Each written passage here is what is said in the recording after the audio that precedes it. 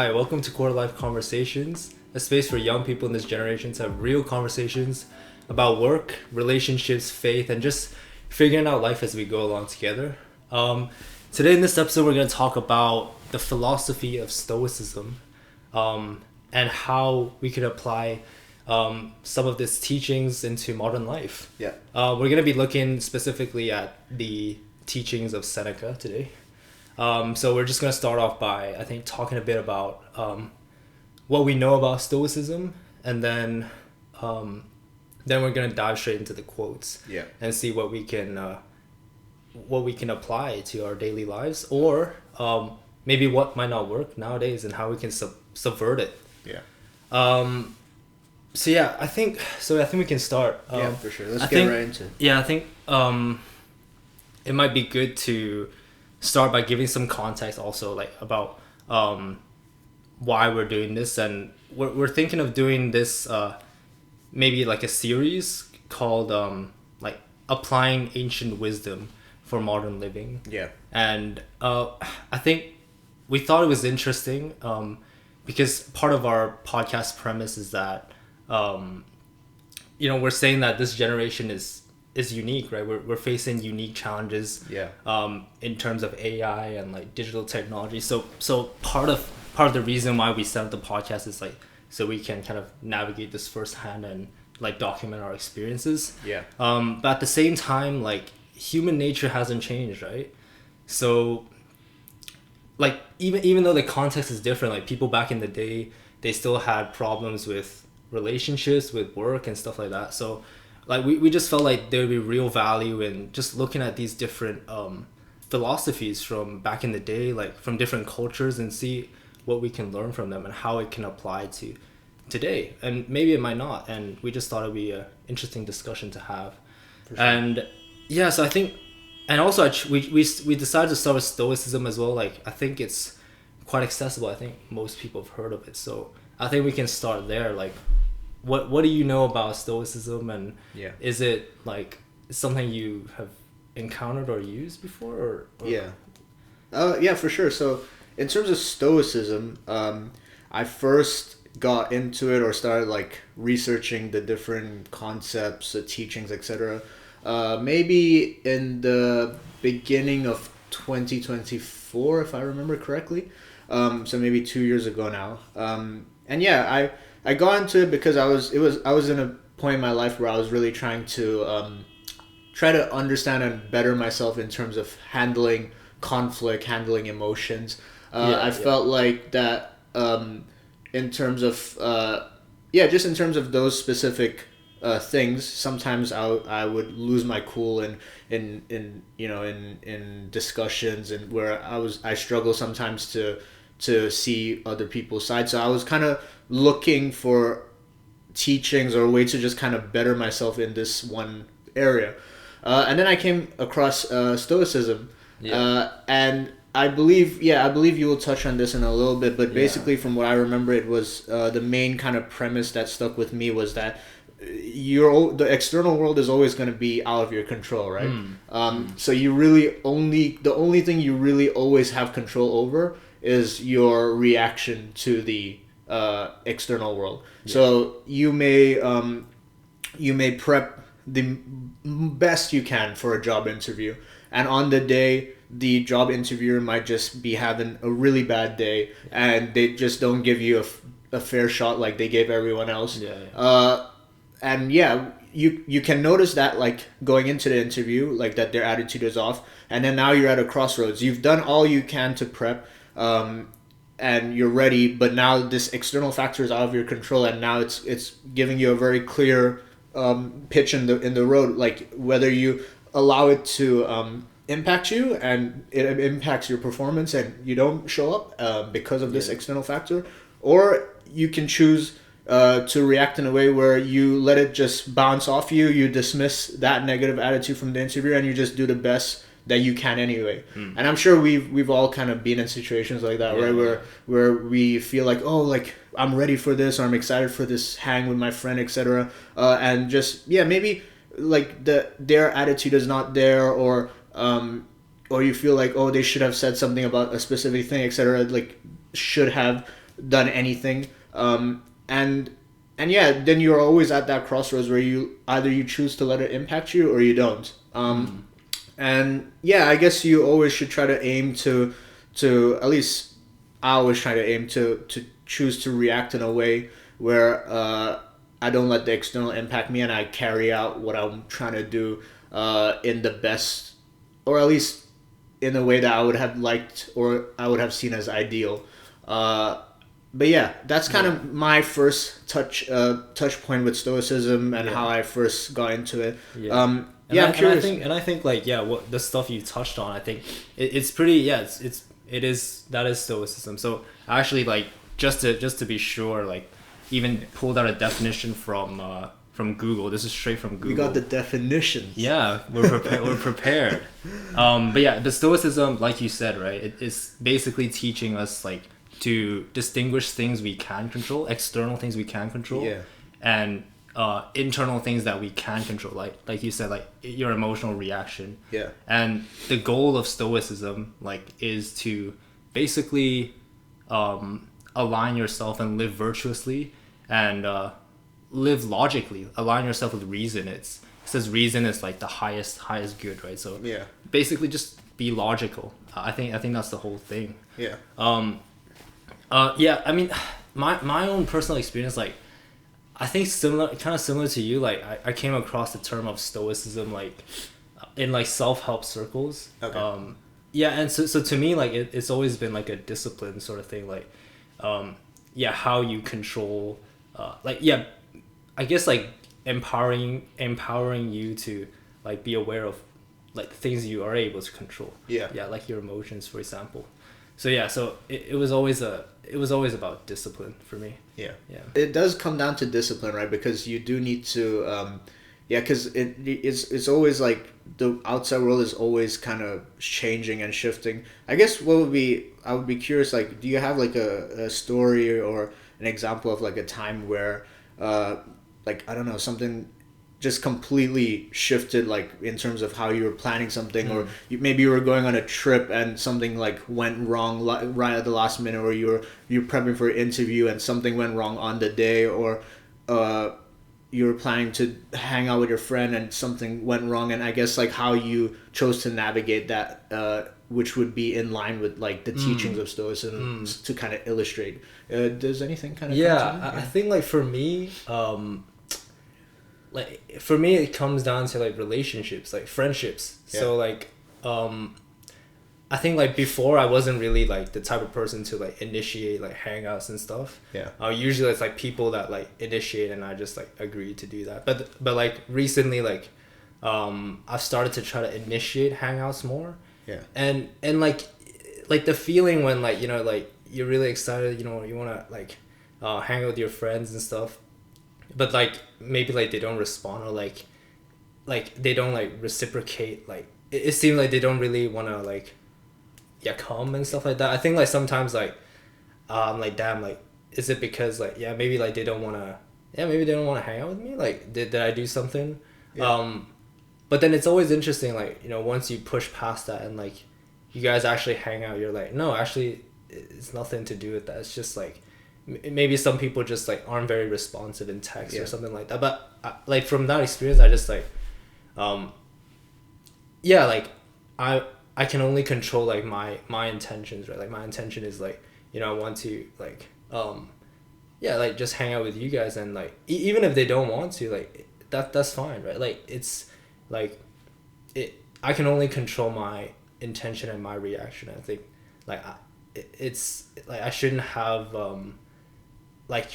to have that expectation, I guess. 100%. Like I think that's a really good example as well, because sometimes like for myself as well, where it's like I know like I have a strong friendship with the person, like we've like they've always been there for me, I've been there for them, but there is that little like voice, like where it's like if something like they just don't respond in a way that you and this is something I want to touch on as well, where like how should is, in my opinion, the root of a lot of problems. The word should, but I'll get into that in a second. That's kind of like expectation. Exactly. So like, yeah, in terms of, you know, you have a good relationship with your friend, you're always there for each other, you know, you guys are boys, and yeah, but if like maybe they don't respond in a way you thought they should have, or as quick as you think they should have, then yeah, there is that little voice that's like, yeah, maybe like maybe they don't care, or maybe like, is it even worth like following up, etc. Yeah, it's easy to overthink it. 100%, and it's like, it just makes it I guess it's like, yeah, it comes down to the point where you don't know, like you don't even have like all the pieces of the information to draw a conclusion, right? You're kind of making these false narratives based on incomplete information. You don't know whether they're going through something in their life. You don't know if they're in like a super busy period. They've been working all day and not even had time to look at their phone for their own like entertainment. Yeah, you just don't know what the situation is. So I guess it always comes down to you having that choice. Like you fall back on your values, I guess, which is what Stoicism is about, which is that my deeper value is that I respect this person, I have a bond with this person, so I'm gonna fall back on that. And yeah, maybe this little thing, it could be, I don't even know what it is. It might not even be like a malicious intent that they haven't responded to me yet, etc. But I'm gonna fall back on the root value, which is that I respect this person, and I'm gonna, maybe I'll reach out again. Maybe they've missed the message, etc. And yeah, just kind of choose to go the better route, or the route more in line with your value, rather than perhaps getting upset with them or ghosting them, and then finding out down the line that they really had something that was caught them up, but they really wanted to hang anyway. Yeah, but I guess in terms of, yeah, like as we were talking there, a lot of the times the issue coming up is should, like an expectation of what reality should be rather than it's what it actually turns out to be. Yeah. And I think that's a very big, in my opinion, a very big pitfall, because expecting reality to turn out one way is almost like a guaranteed path to misery, in my opinion, because it's like, reality is really very much out of your control. No. Like, you really don't have control of anything. Sure, you can do actions to give yourself the best possible chance of influencing reality. Yeah. But at the end of the day, it's always going to be, there's that percentage that's out of your control. So when you analyze situations and you're like, it should have been this way, it should have been that way, that's a source of a lot of like problems. Like, for example, to illustrate this, I would say, for me, like in terms of job hunting, etc., I try to avoid falling into these pitfalls, but it is thoughts, and thoughts sometimes come with dangerous traps that you have to be able to analyze your thoughts, right, and choose what is valuable to your life and what is not. And sometimes I have the thought where it's like, yeah, I should be getting a job sooner. I have these qualifications. I have work experience in my field. Like, I should be getting it easy. Like, why am I having to go through such a like long process of applying and getting rejected and getting interviews, and like it. But then I realized that what do you mean it should be? It's the reality is what it is. So you have to accept what it is and find ways to adapt and keep going and yeah, make improvements here and there. But if you keep getting hooked up into it should be this way, you're just gonna feel like the whole world is against you. You're gonna fall into a pattern of self-pity, and yeah, there's no way to move forward positively feeling like, oh, I should be, or this should be the case. Yeah, especially in this case where you're denying reality and saying it should be another way. In my opinion, it should just be, you should try to, it would be best for you to try to accept your reality, even if it's not ideal, and try to find the way to maximize your reality. I guess that's always the best aim. Yeah, and like you said, like should, right? Like it leads to that trap of, like, yeah, just self-pity, right? Yeah. Like, for example, your case of like the job application, yeah, it's easy to fall into the trap of like, oh, so wait, maybe I'm not qualified enough. Yeah. Maybe why aren't people hiring me or something? Is there something wrong? Yeah. And like, I think, yeah, stoicism would be about like recognizing that actually you have control over how you're feeling right now. Yeah. You can choose to, like, not fall into self-pity and just say, actually, I'm sure, like, I know I've got the qualification, I know this, like, again, right, going back to the ideal of reason, right, like going back to your logic, like I know I'm qualified, and like, so yeah, like having and understanding what you are able to control. Yeah. Yeah. So no, that was a good example, like illustrating that. 100%. But it's also interesting because like, so I think so far all the things we talked about is like, we do agree with Stoicism. Like, we think Stoicism is great, but I'm trying to wonder like, are there any like pitfalls about like thinking this way, or like, are there any criticisms of Stoicism you can think of, or? I would say that to me there doesn't seem to be any criticism, at least in that one vertical, because Stoicism is a big philosophy, right? It is, yeah. In the specific theory or vertical we were talking about, which is to control the internal reaction versus, not trying to control the external or base your value or how you your emotions, etc., on the external. I think that there isn't really any criticism in my opinion for that, because I think that's a very realistic worldview, and I think it's proven to be true in my life a lot. Do you see any criticisms in that? So like so I mean, I'm a Christian, so and you're or would you say you're Catholic or you're Christian as well? Well, I'm Catholic, but I would say that it's almost the same. Okay. But I think like in Christianity there is, like, I would say there is kind of a critique of Stoicism, and I think it's because I think in principle like Stoicism is good. Like, I agree with most of it. But I would say maybe it could be too cold or too calculating in a way, because like we said, right, Stoicism, it's all about reason. It's all about like being logical. So actually there's this quote that I've prepared, which is this is by like a Stoic philosopher, Epictetus. And I'm actually wondering like what you think about this, but so he said this, right? Like, when you kiss your child or your wife, remember that they're a human being, and if they die tomorrow, you shouldn't be sad. Oh, okay, interesting. So that is a good point you bring up, because if you take it to an extreme, it would be an extreme, like, if you're moving out of pure like logic and extreme logic, like that would be a very like I mean they were always gonna pass away, right? Because so that to me is like, he's not wrong though, like he's right, like that's very like cold, but it's very cold and calculating though. But he is using his logic, right? Like, if you think logically, they would pass away.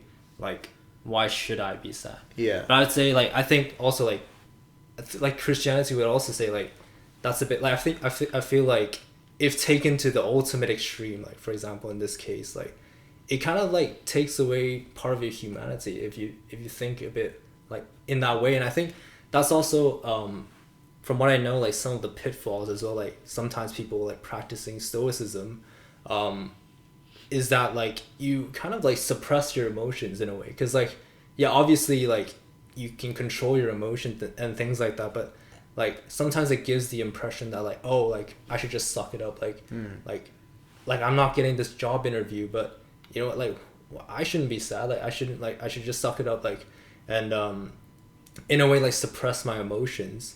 I think it would be more about controlling your emotion, not necessarily suppressing it. And so I think if we take Stoicism to the ultimate extreme, like it might have like negative implications as well though. I do agree. I can see how like especially with and I want to touch on that the kid and the wife bit more, but I think like most things, like if you take to the extreme, it's there's danger, right? But I think so with the example, the quote you gave just now, that would be a purely like I guess logical way of approaching it, and it would be almost cold, right? I think Stoicism aims to give, like, in my opinion, I think it aims to give like a framework to navigate these situations. I don't take it to mean that you suppress emotions or you disregard emotions. It's more so that you accept reality. So like obviously with the wife and the kid, like that would be horrible to go through, right? So like, I guess what Stoicism would mean to me in that moment is not saying like, oh, they should have not died. My kid was so young. That should not have happened. It's not fair. And kind of keeping yourself in like that negative spiral. For me, what Stoicism would mean in that is accepting that it's happened. And yeah, feeling the emotions and accepting the emotions that are happening as well. So that's part of your reality. I'm really down right now because of this horrible tragedy. Yeah. But this was out of my control.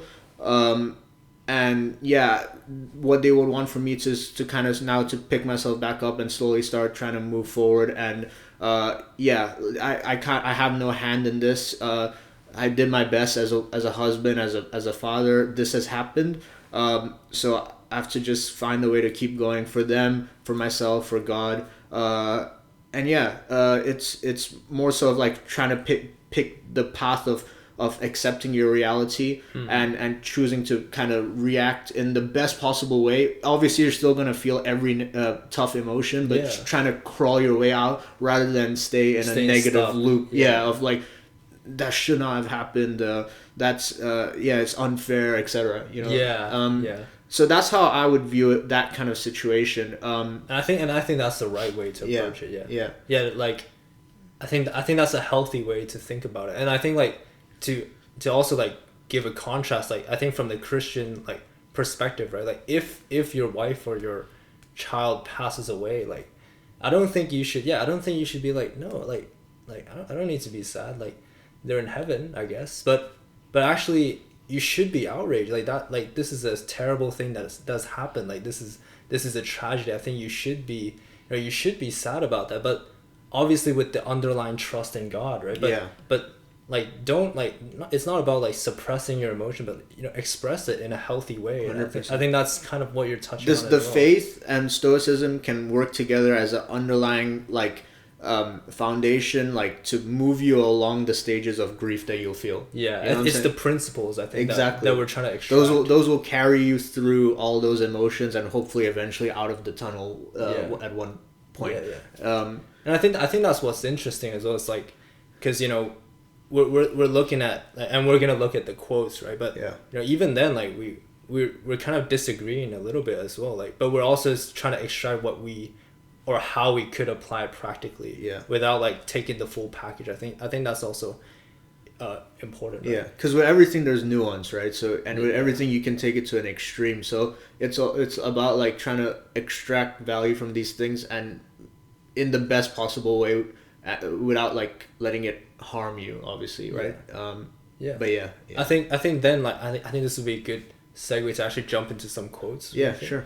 Yeah, so let's see. The first quote is, and I'm actually, I'm very interested to see what you think about this, because I think this is so broad that we could really like take this in many different directions. But the first quote is from Seneca. He said, "To be everywhere is to be nowhere." Okay. What do we think about that? Yeah. So when I think about that quote initially, like, it falls down to values for me. So there's a quote that I kind of reminds me of, which is that if you stand for nothing, you fall for everything. Okay. Explain that. And I guess there's another side quote, or like a different way of phrasing it, is that if you don't stand up for what you believe, you stand for nothing. So essentially, it's what these things are saying is that if you don't focus your life and your attention onto areas that I guess you place value on or live according to your values, and for example, if you truly value being disciplined with the gym, etc., but every single time your friend hits you up to I don't know, go to eat food instead of at the time where you would want to go to the gym, and every time you give in, you're not really standing for what you believe, and you're not going to achieve the results you value in your life, etc., right? So it's like, if you spread yourself too thin, and you don't specialize in terms of your values, or I guess it even extrapolates to career, etc. If you don't specialize in where you put your attention to, you'll spread yourself too thin, and I guess you won't end up wanting to go where you want to go. Because attention and focus in life is very finite, right? We only have a set amount of time in the day, and a set amount of time to live according to the values we have set for ourselves, or live according to the career goals we want to achieve, etc. And if we're constantly trading those things that we want to do for distractions that come up in the world, which are there's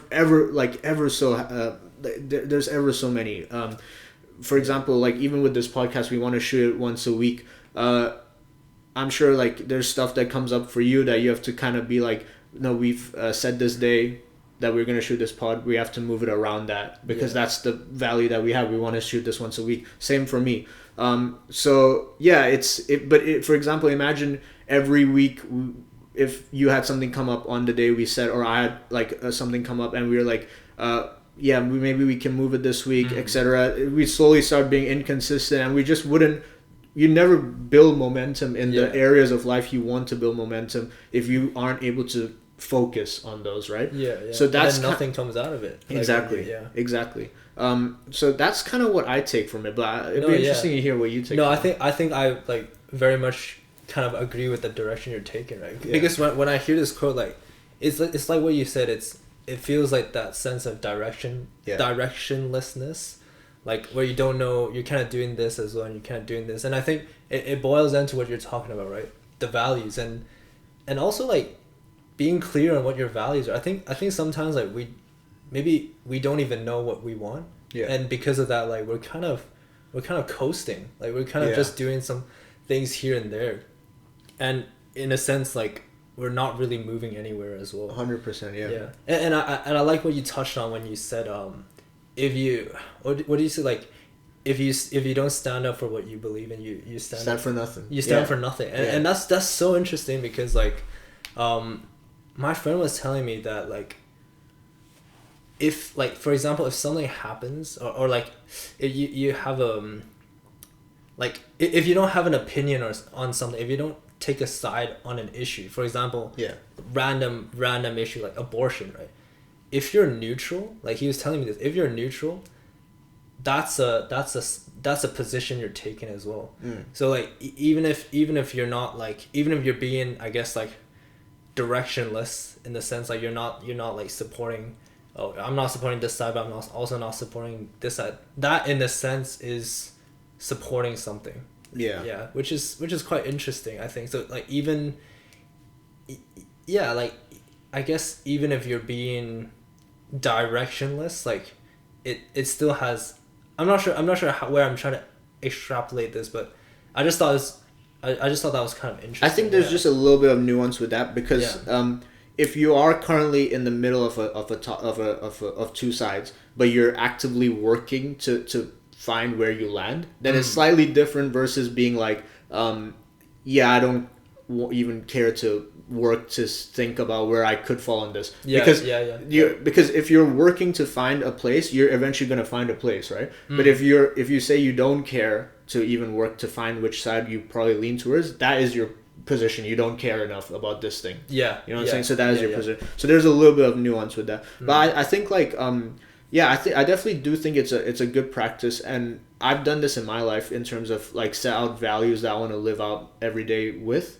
I guess I'll touch a little bit on those values, but I guess before I go into that, I was thinking like when you said all that, I saw this once where it's like you can't pick something up in terms of a value, etc., without putting something else down, right? And that works the opposite way too. So you can't pick something up in terms of a distraction sometimes without putting a value down. So for example, with the example with the gym, sometimes you won't be able to if you decide to go out with your friend for a meal during the morning time, during your gym time, you're picking that up, but you have to put something down, right? Which is your commitment to the gym. So time is finite, and sometimes people think like, oh, I can do everything. I can go to the gym and I can go eat. But as you go through life, you realize there's countless distractions, and and you really, with the things you value and put your focus on, you really need to give priority to those, because there will always be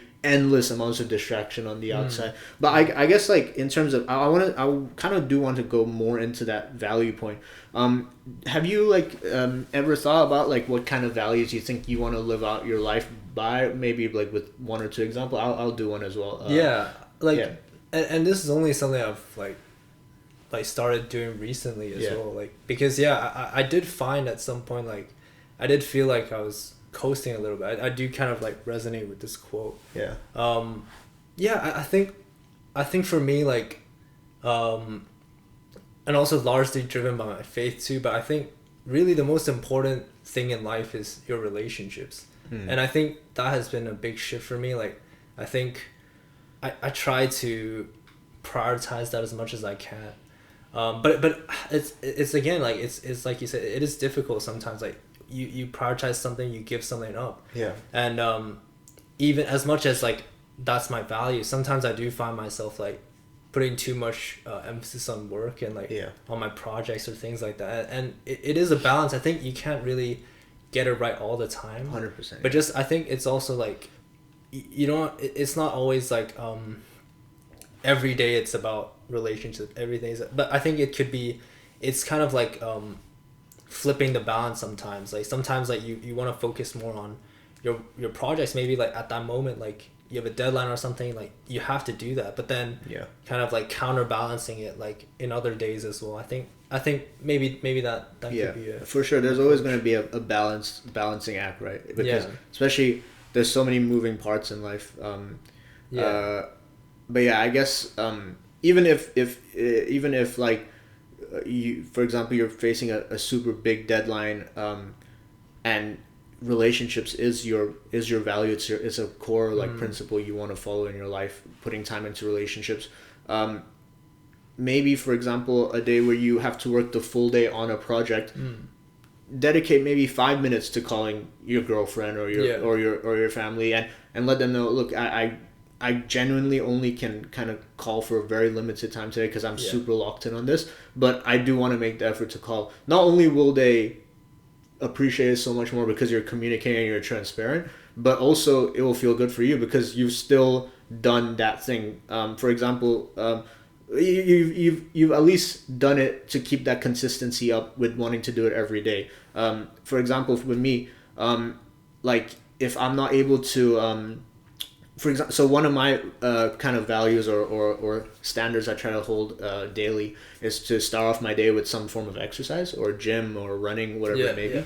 And if I know that I have a super early start to the day or I have a meeting or something like that, and I'm not going to be able to get a full workout in, I go and maybe just do like a reduced version, maybe 5-10 minutes, because because just so I can get that value touched on for that day, or I was still consistent, but I found a way to balance it around that day. Rather, it's better than rather just not going at all. And that's really interesting actually. That reminds me of like Atomic Habits, right? When the author, he talks about like every time you do something, it's what you said about like when you do something, you're like when you prioritize something, you're deprioritizing something, right? So every time you do something, you're kind of putting in a vote of like, this is who I am, right? The more you do that, this is like the character you're trying to become. And like so in the book, like even if it's like a small thing, like even if it's a minuscule thing, but you do this one thing, you just go to the gym or even just show up to the gym.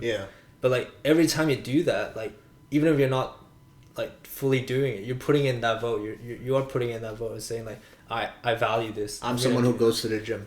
I like, this is important to me. Like even if it's something small, you're still making progress towards that. So what you said about like even if you're super busy, like still make that time. I think that's a good point for your values, 100%.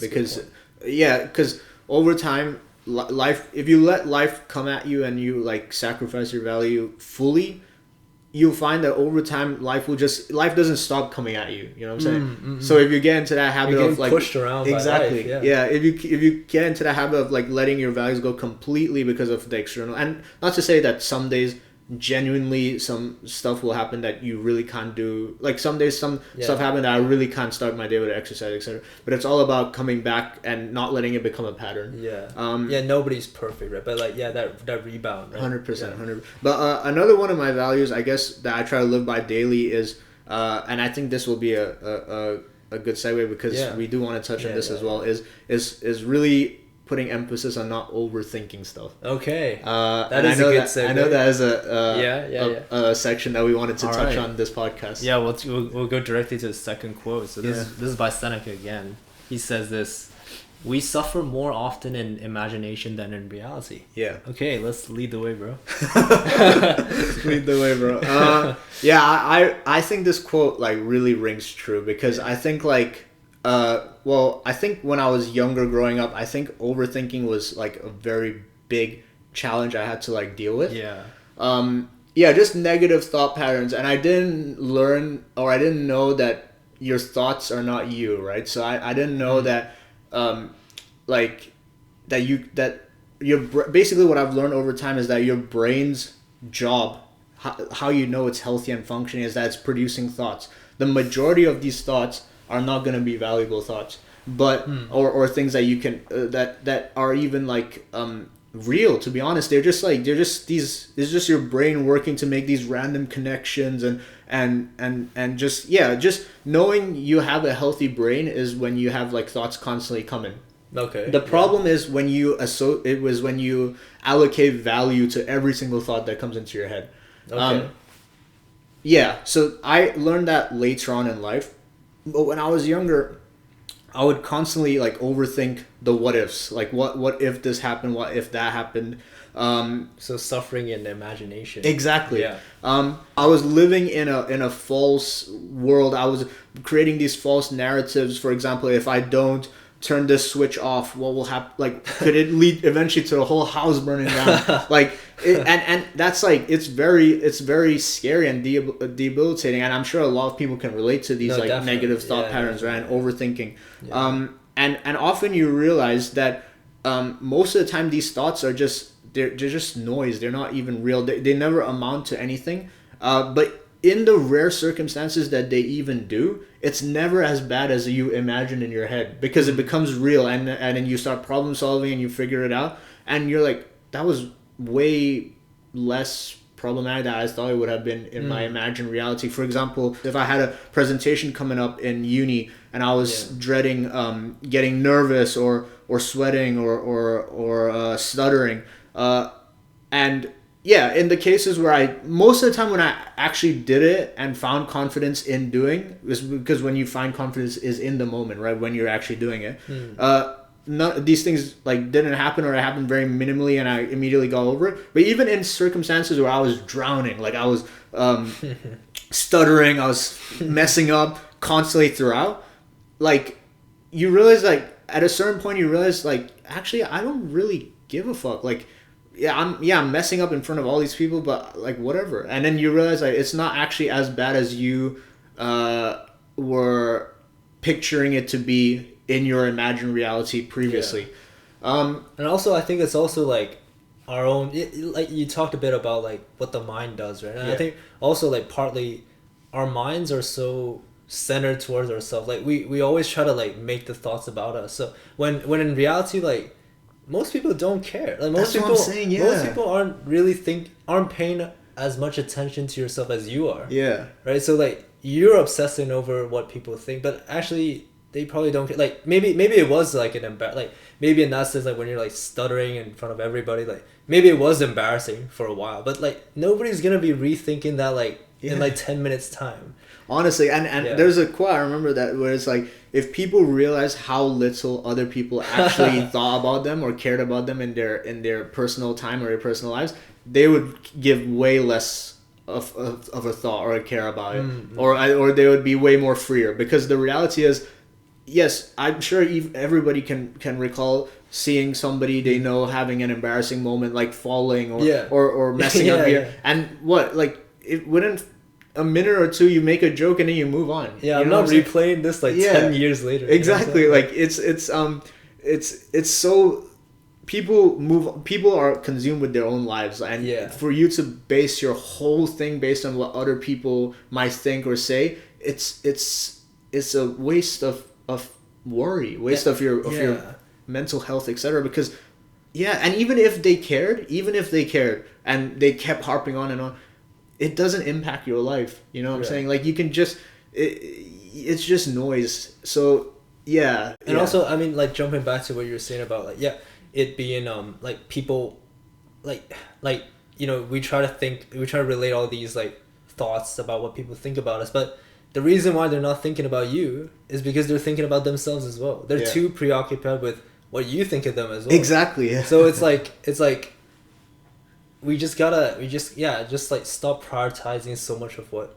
people think of you. And another thing I want to talk about, like I guess how our brains work, right? We have this, like, bias, right? Like, we tend to prioritize, or, like, we tend to remember negative things more than positive things. Like, I forgot if it was a study, right? But, like, I think, like, you can have 5 positive experiences, but 1 negative experience, like, you remember that more than the 5. Yeah. And I think partly is also, like, recognizing our cognitive, like, biases, right? Like, what we talked about, like, you know, we tend to focus on ourselves. We tend to focus on negative things. Like, I think the more we try to, like, if we try to link this back to Stoicism, being logical in that sense, like, if we keep that in the back of our minds, like, I think then it might help us to rationalize, wait, actually, I'm only focused on the negative thoughts. Wait, I haven't focused on the positive. Or, wait, I keep thinking about what they think of me, but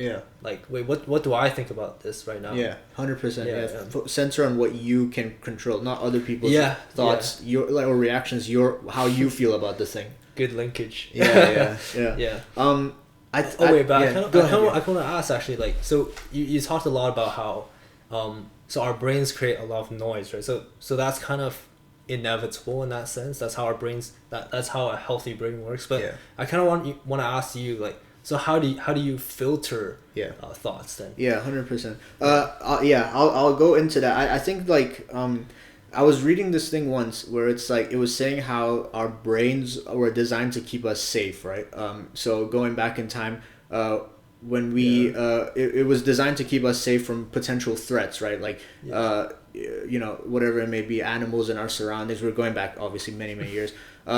But now that our brains are still designed to, like, analyze, like, risk and threat to keep us safe, but in this world where we are exposed to so many new stimulus that we didn't have to before, it's getting overstimulated. Okay. And so it's like, there's so many new things to worry about, like, the electricity is off, etc. Like, back in the day when we were way many years back, we had to just worry about our immediate surroundings, right?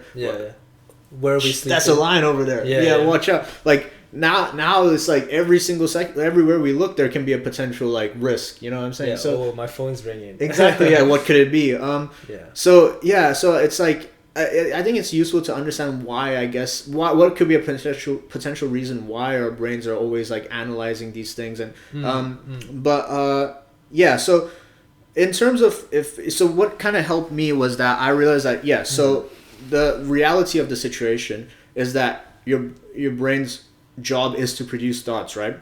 But how do you go about it, filtering and actually not going insane and actually being able to execute in life? Because if there's a thing many people suffer from called analysis paralysis, right? I think I definitely relate to that. It leads to, like, you just overthink this one thing and, like, you just don't take any action. Exactly. And it's a horrible loop, because once you start analyzing this thing, it leads to that thing, and you're like, oh, I didn't think of that thing, and then you know, and it just, you keep going, and you just never make a move. So we can break it down. So in terms of thoughts, just thoughts that come up randomly, I think it's a useful practice to, like, visualize your thoughts almost as, like, clouds passing by, right? So thoughts can come and go, almost like clouds passing by in the sky, and it's in your power. You can't control your thoughts. So this ties into Stoicism. You can't control your thoughts. Okay. You are not your thoughts. But what you can control is what thoughts you put value into, or what thoughts you associate importance or even attention to. Yeah. So if there's a thought that you deem personally that there could be some value in this, or this could be beneficial to my life, etc., that comes randomly, maybe a creative thought, maybe it's a thought of a risk in terms of something you forgot to do, you forgot to turn this off, etc., that's actually a valuable thought. You learn to discern as once you start trying to do this in practice. But then there's certain thoughts that come where you're like, the reality of that happening is very low, so I should not even associate mental attention to that. So it just becomes a process of filtering and finding your personal way of it will come down to the individual, right? How they filter. But it's, I guess the core principle is to realize like that the majority of these thoughts are essentially not useful and not beneficial to your life to pay attention to, and actually will be detrimental, stressful. So you need to really associate or give that very limited amount of mental capacity you have to the very best ones, or the ones with the highest likelihood, or etc. So if I'm understanding this correctly, so is it kind of, if we try to link it back to the first segment as well, like we have things that we value, and then are you saying like based on those things, like that's how we kind of filter our thoughts, like based on what we actually care about? Yeah, for sure. And also what we care about, and also what we can deem as like beneficial to us. I guess if you have a thought about wow, that guy's car is so nice, why I have a really bad car, like that's not really a thought. It'll take half a second to deduce that that's not a thought that's beneficial to me, right? Okay. So instead of harping on it, let it go, and just move on. You know, obviously you can fall back on principles if you're struggling with thought patterns that are repeating. Then you're like, hold on, like the deeper level is that this is jealousy. I'm comparing to the external, my internal. But over time, when you like live in line with these principles, etc., you just start noticing off the top, oh, this one is a useless thought, dismiss. This one might have value, keep it with. So it's like when you live in line with these values and you kind of practice this, at least in my opinion, over time you get better at filtering through the thoughts. In terms of overthinking with regarding action, I think that I personally, another one of my values is having a bias towards action in life. I like to do as much preparation or thinking as I deem reasonable or adequate at the moment that I can prepare. Yeah. And then whatever that leads me to, I want to execute, because no matter what you prep or you do, you will lead and find new challenges and new informations, and the only way you find that is by executing. Yeah. Until the point you execute, it's all just a mirage. It's what you think could happen, etc. Until you execute, that's the only time you get real-time information and feedback, and that's the only time you get, I guess, the path widens and you find out what you need to improve on, what worked, what didn't work, etc. And you actually navigate in your new reality. But until that point of execution, everything is a mirage. So I try to have like I try to prepare as much as possible, and that's reasonable. But when the time comes to execute, it's execution time, because that's the only real way to make change. And if you get stuck in these analysis loops, it's very hard to get out of it. And I think I want to touch on this, which is that I think it was Obama, again, real fact check in the edit, who said that he aims to get to 60% certainty or information when it comes to decision making, and then he executes, because you're never gonna get to 100%. You're never gonna know for sure. So you can only really aim to do the best you can, and then it has to come time to execute. Because if not, you just don't. You just don't. People who achieve things and do things in life, they execute it. I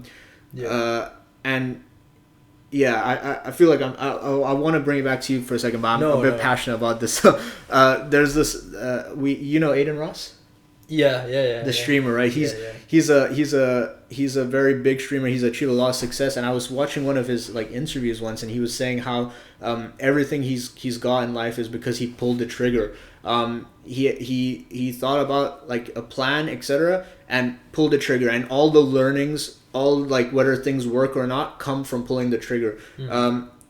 You deal with the consequences, you learn, you build following taking the action, and you can improve and move on with your life. But it all comes down to taking that action, because until you take that action, whatever planning, etc., you do, that's all it is. It's just planning. It never solidifies, until you take the action. So I guess try to minimize overthinking what could go wrong before you take an action, and just kind of do the best you can to prep, and then understand when it's go time, it's go time. But I want to understand your thought process on this.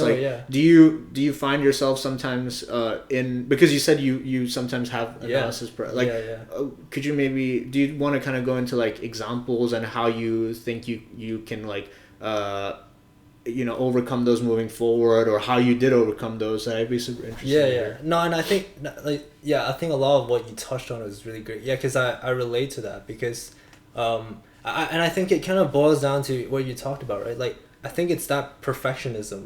Like I think I'm somebody that like when I want to do a certain thing, I kind of want to plan it out and optimize it as best as I can. So I can give an example. For example, going to the gym, like if I want to go to the gym, I want to plan and make sure that, for example, the exercise that I've selected, or like the right amount of sets or reps or things like that, I want to make sure it's like scientifically optimal, right? Like, because in my head, like, I want to give myself the best workout, right? And like make sure it's like worth my time in a way.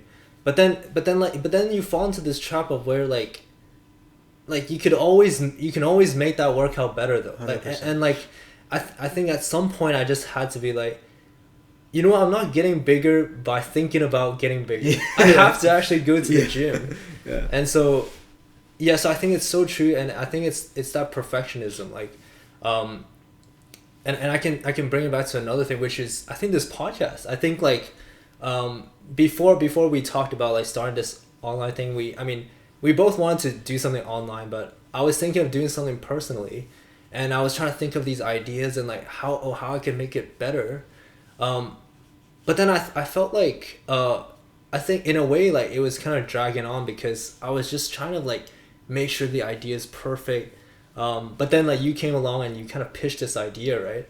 And I was like, you know what, like this is a good enough idea, and like if we don't do this, like I'm gonna be stuck like just thinking about it and not actually having results. And I think like and so I think it was really great. Like for me, like I think you're definitely like somebody that like takes action. I think, and also so I think sometimes it's good like also to be around people that actually do get things done, right? So then like so first of all, there's also that balance, right? But then also like you also like it also forces you to like start to do things as well. So I definitely think like what you touched on is good. Like you can never get to, and even as an architecture student, like one thing we always talk about is that like design never finishes. Like design, you could always improve that design, like and that's part of like the problem. Like when we have to submit is like we always feel like, oh, I could have designed this better, but like at some point you have to just stop the design. You just have to freeze it, and then just like get on with it and like fix the presentation and stuff. Because like if you keep refining and you leave, like you like keep working on to the design like until the very last day, and then like you haven't actually like prepared the presentation to present the design, you've also kind of wasted it. Like you just gotta at some point take the freeze, and you just say, you know what, this is the best I can do up to this point. Now I'm just gonna, like you said, execute and just see where it goes, and just learn from it. Like not to think of setbacks as like something bad, but something good that you can learn 100%. From. I think like when we were talking about specifically about that gym example, I think like something I said then, but I think it's a interesting like illustrator is that I think I said that if you have like an imperfect plan for the gym, but you do it consistently for a year, you'd probably see more progress than if you were constantly trying to aim for the perfect plan, but you never actually executed. Actually, you definitely would see more progress. So I guess that kind of illustrates just the point of like, you just have to get out there and do it, right? You have to just go for it. Prepare the best you can, go for it, and then iterate as you go along with the learnings, etc. And I guess if we want to tie it all back to the quote, right? Like, results don't come from imagination. It comes from reality, like actually doing it, right? Exactly. Yeah, so the last quote is by Seneca again. Says this, it is not that we have a short time to live, but that we waste a lot of it. And that's interesting. I think like I think we already touched on it a little bit, but I'm curious to see where you go with this. And also so Seneca kind of predicted, doom scrolling, I guess. This quote is very timely, I think. Definitely. Like, I watch a lot of videos of like do you know the channel School of Hard Knocks? No, I don't know. Okay. I don't know. I'll put you on right now, but I'm sure like a lot of people know. I mean, we obviously, like, a lot of people watch their stuff. And he goes up to like very rich business owners, etc. And a lot of them say that if you live your life the right way, you only need to live once, which is super interesting, right? Yeah. Because these people, they found the ways to like really optimize their days, where they're achieving and they're hitting every value that they set for themselves, every standard that they set for themselves. They're aiming to hit that every day. Because obviously you need to be doing that in order to reach the upper levels of life, right, in terms of success, etc.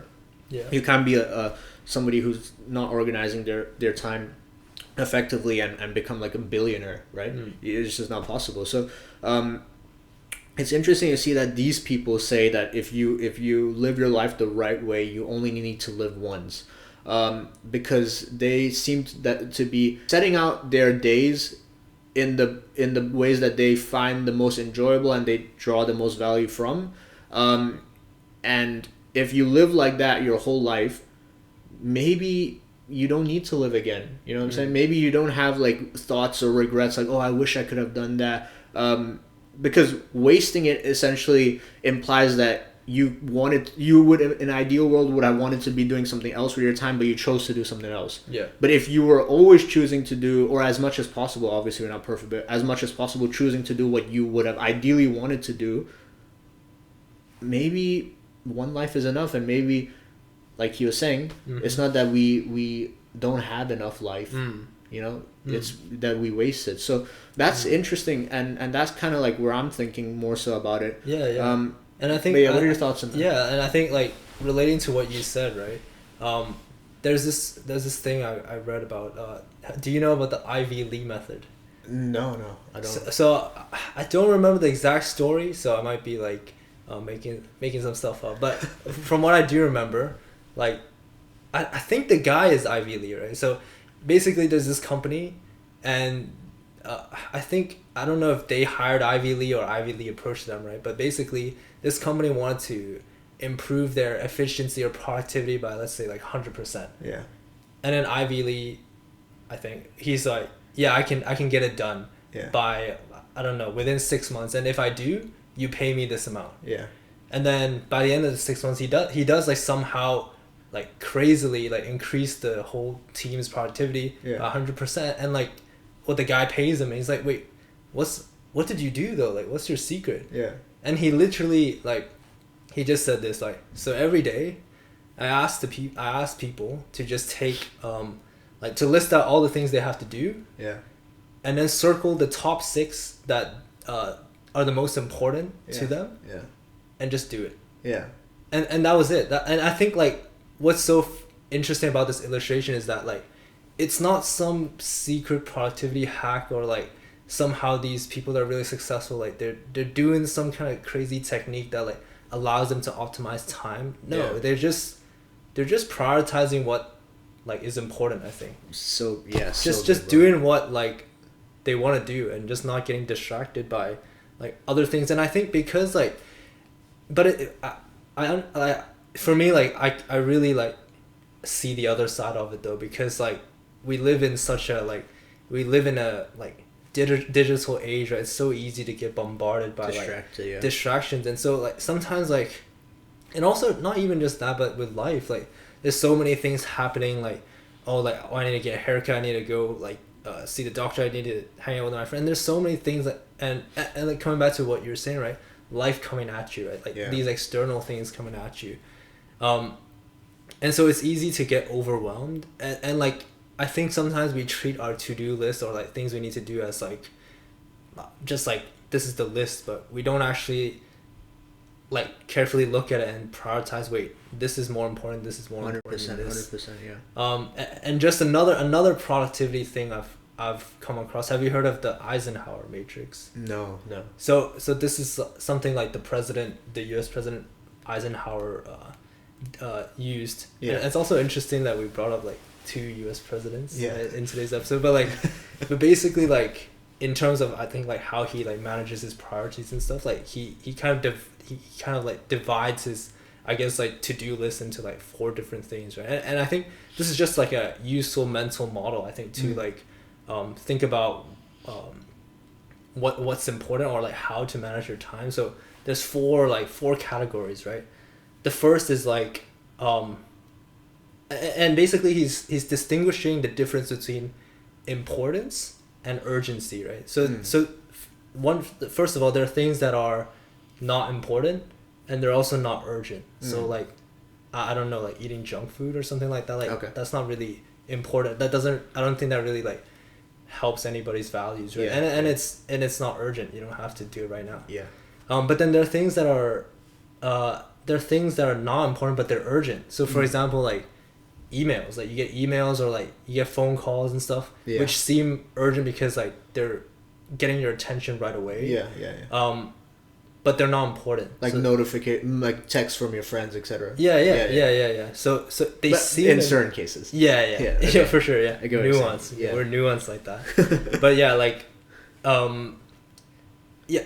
so it seems like it's important, but it's not. It's just urgent.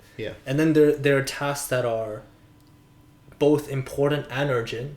And obviously those are the things you have to do, right? Like those are the things you have to get done. Like usually there are things like for example, uni projects with a deadline, and that's important because if that's part of your value, like I mean, you want to do well in your degree and get a job, hopefully, like for example that, right? So that's something that's important and urgent.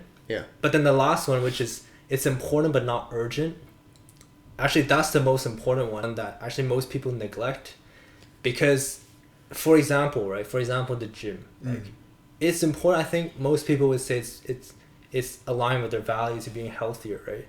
But because it's not important, it's not like your unit project where like you have a set deadline. It's so easy for you to kind of just like let that slip away, and you like push it further, and like you make time for things that are urgent, and maybe things that are urgent but also not important because they seem more immediate, right? And like, okay, you're like, okay, I need to answer this phone call, I need to do this, I need to do that, but I'm gonna push the gym because that's not that urgent right now. It's important to me, but it's not that urgent, so I'm gonna push it back.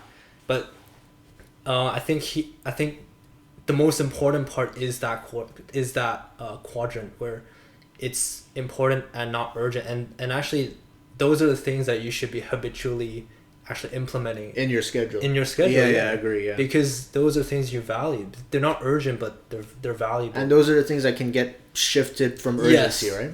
So you need to like solidify them in your schedule. That links back to what we were talking about. Like you have to take a stand. Like this is what I care about. Otherwise, you'll be again like Seneca said, like you'll be everywhere but nowhere. Exactly. So that was kind of that's a really useful like framework, bro. And would you agree that like your values probably fall mostly into the category of important but not urgent, right? Wait, sorry. Yes. Your like core values of like what you want to fall back on. Well, both important, like both urgent and not urgent, but the important things, right, are the stuff that you value. You're right. 100%. That's a really interesting like framework and way of thinking about. Obviously, sometimes you would have to like certain urgency calls and you have to maneuver around, and sometimes you do have to one day maybe like put more emphasis on a super urgent thing over like a long-term important thing. But I guess that's a super important framework to kind of like have. And we would encourage you like to kind of to kind of like list down things that you think are important to you in your life, things you want to kind of, that in an ideal world you hold yourself to a standard to paying attention to, whatever it may be, like calling your family once a day, going to the gym, etc. Because these things, when life hits, these things are the things that I guess are easy to push away because as you said, they're not the most urgent. But if they do matter to you and they do matter to your loved ones, in the case of the family, it would be something to I guess prioritize, in the sense of build a schedule. So like in terms of the gym, maybe you know that every day before you go to work you have to go to gym. So it's already baked into your schedule. Or you say that every lunchtime that I have at work, I'm gonna call my family for 10 minutes. And obviously there will be days where it's not feasible and stuff, but at least you have it baked into your schedule, so you have you're giving it the attention it kind of deserves, rather than letting it be pushed to the side. I think in terms of productivity, etc., I do want to kind of touch on this because I think it's interesting. When you have, let's say you know that you have to address this important task, but it's a challenging task, and it's very like, it's vague, you don't even know how to start. And I guess this ties into like overthinking beginning, right? Starting the process.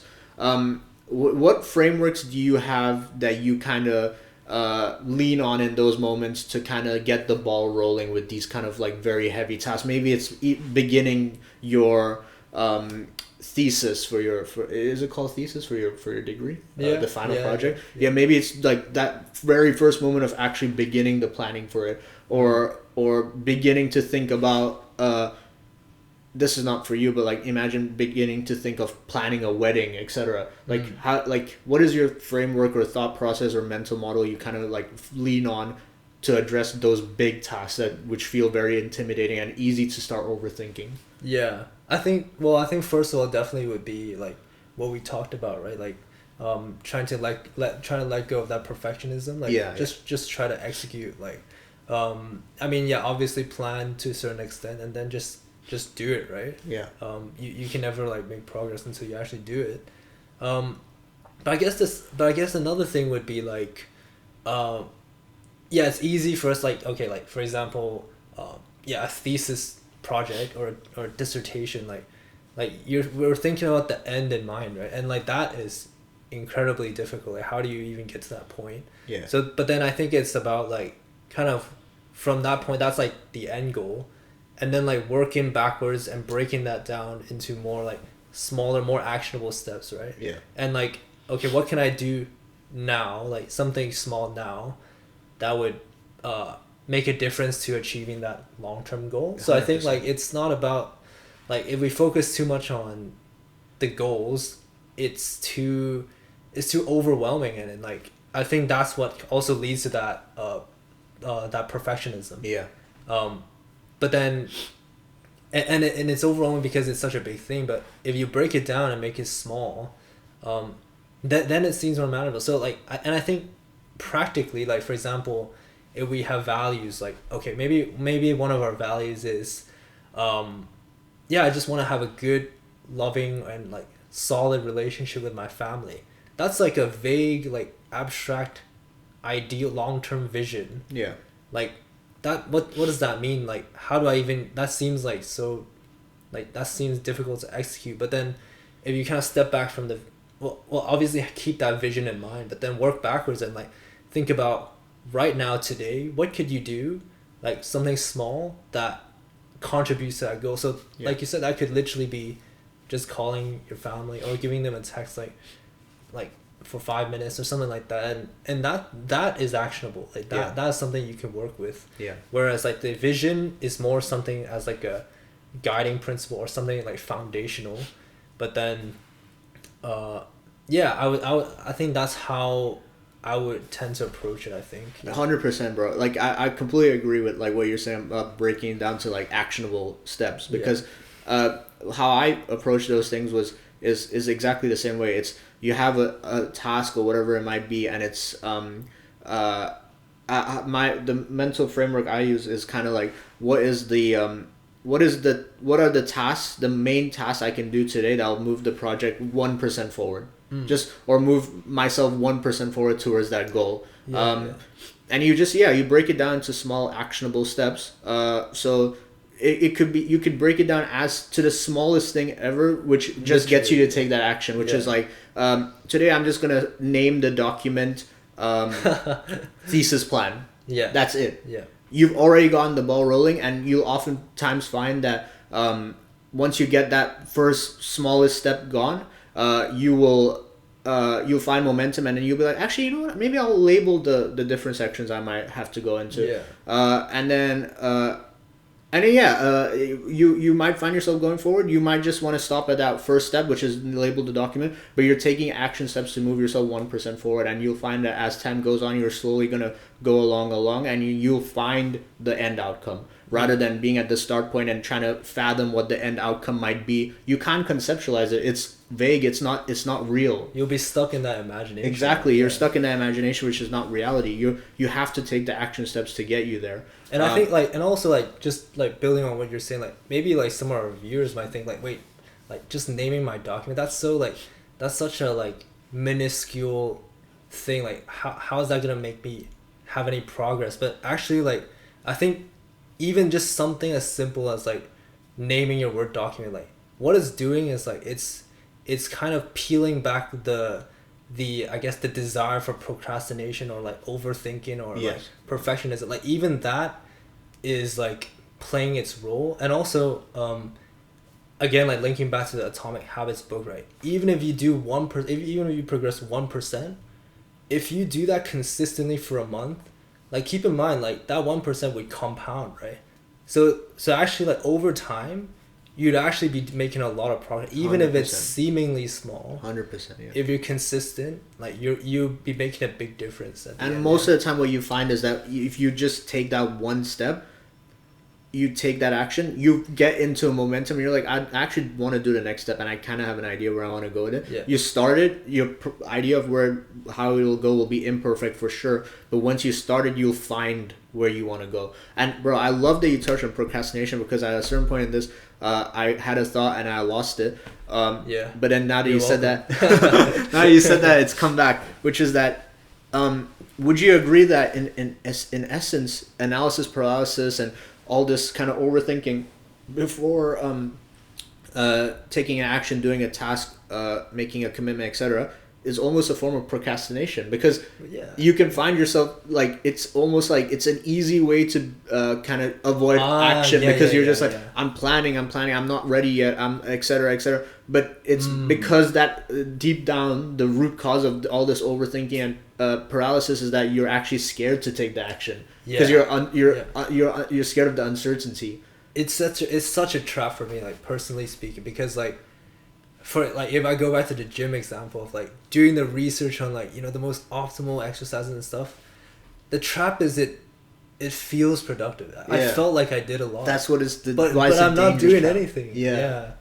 So you're definitely right. It is a form of procrastination. And I think for me the danger is sometimes not recognizing that, because it feels productive, but actually no, actually taking a step back and what am I actually doing? I'm kind of just wasting my time. I'm kind of just delaying, taking the first step, which is why actually breaking it down, making it as easy as possible is a great way for you to build that momentum, that first step. 100%. And and it's also not a mental trick where you're okay, I'm gonna pretend I do 5 minutes, but I'm actually gonna do 2 hours. Actually, just do 5 minutes. Yeah, that's it. Yeah, literally just do 5 minutes. And then only if you feel like doing it, continue. But if you actually don't feel like it, then just do 5 minutes. And you've still been more productive than if you had not done the 5 minutes and been just stuck in your head about it. You know what I mean? Yeah. So yeah, I do kind of want to we'll kind of wrap this up, this podcast ideally I'd like to wrap it around this idea, because we talked a lot about overthinking. We talked a lot about just navigating the mind and action, etc. And I do kind of want to touch on this little point before we conclude, which is what's made a big difference for me in terms of being able to observe thoughts and build up that ability to observe thoughts and dismiss what's not useful and use what's useful, which is meditation. Right. Yeah. Because for me, meditation is the practice of just sitting with yourself and allowing thoughts to come and go without paying them any attention whatsoever, and just being fully present. That's how like I practice meditation, and I found that by doing it every morning, it almost like it helps me practice that ability to let thoughts come and go, and really just pick out the ones that I want to pay attention to. So I would strongly recommend everybody to try meditation and just be present and mindful in that kind of a meditative state 100%. But I want to ask you, have you ever dabbled with meditation? Your thoughts on it? Personally, no. Like at least like the way you're thinking about it. Like if I'm interpreting it correctly, it's kind of like, is it kind of just like, I guess like letting your mind go and kind of just letting the thoughts pass by. So you're not actually trying to think about anything, but you're kind of just letting things drift and just like being used to the fact that that's how it happens. Is that kind of like, is that what you mean by it? 100%. Okay. Like just being present and letting not labeling thoughts that come, not over analyzing them in that state that you have to that I try to practice being in. It's just you're kind of just, your attention or your focus is on not putting your attention on thoughts. So what it is that you're focusing on just keeping your mind empty, and obviously you can't keep it empty in the sense of like thoughts will come, but you're choosing to just let them come and go. And what you're training yourself to do is that you're realizing these are just fleeting things. They come and they go. You don't have to associate or think about all of them, or you can choose. Like it's a practice to like choose what to think about. And in that state, I'm not choosing to pay attention to any of them. It's just a pure practice to just be present. Yeah. No, that's interesting, because like I think for me, like meditation is a bit different in that sense, because like again, I guess like because of my faith, like meditation is a bit different, like I guess from a Christian perspective, because it seems like for you, like that meditation is kind of about not trying to think of thoughts, but actually I think for me, like meditation, what really helped me is thinking the right thoughts. So it's kind of like, we talked about like how we have that like inner voice, right? Like basically we have that voice, which is us telling us how we should feel. So the way I interpret meditation is actually, instead of letting myself tell myself how to feel, but I'm actually telling myself how I should feel, if that kind of makes sense. So I guess if we don't take the Christian route, we just focus maybe on applying this like from a Stoic perspective, I think it would be thinking like the logical, like trying to be as logical as possible, right? Like so again, like we touched on like our mental models and stuff like that. So like if I'm feeling down, like I'll try to meditate on like what I know to be true, like what is actually true, right? Like I guess like trying to ground myself in the facts rather than trying to like lead with my emotion. Oh, interesting. So you use meditation as a thinking practice. Okay, that's super interesting. And I guess what you would find useful in meditation then is like when you're dealing with a lot, like to kind of silence the noise and just zone in on those few thoughts that you need to apply these foundations or your faith to kind of thinking about them in a healthy way. Okay. That's useful. So like, I mean, from a Christian perspective, for example, like if I'm not doing, like, let's say the job interview, for example, right? I think your way works. It's valid. Like I guess like in that sense, you try to kind of let those thoughts go, right, and just like kind of accept that's how your mind works, right, in that way, which is valid, I think. But then I think the way like I would approach it would be, actually thinking about like as a Christian, right? Like my identity is not tied to my work. My identity is not tied to my own performance. How will I do, right? It's about like what God has done for me. And I think like the more I meditate on that, then yeah, you're right. The other things drown away, like the importance of like me not getting that job interview or it doing poorly, like that kind of decreases now. Yeah. Because I'm focusing on what I think is more important. And so it's really interesting how there's different ways of meditation and how they're valid in both ways. Like it's applicable. I definitely think like for yours, I want to take it forward in like my life in terms of specific. I think for me that would be a specifically useful way of meditating if I'm dealing with like a certain anxiety or worry about a specific thing, like in terms of a job or a problem I'm dealing with.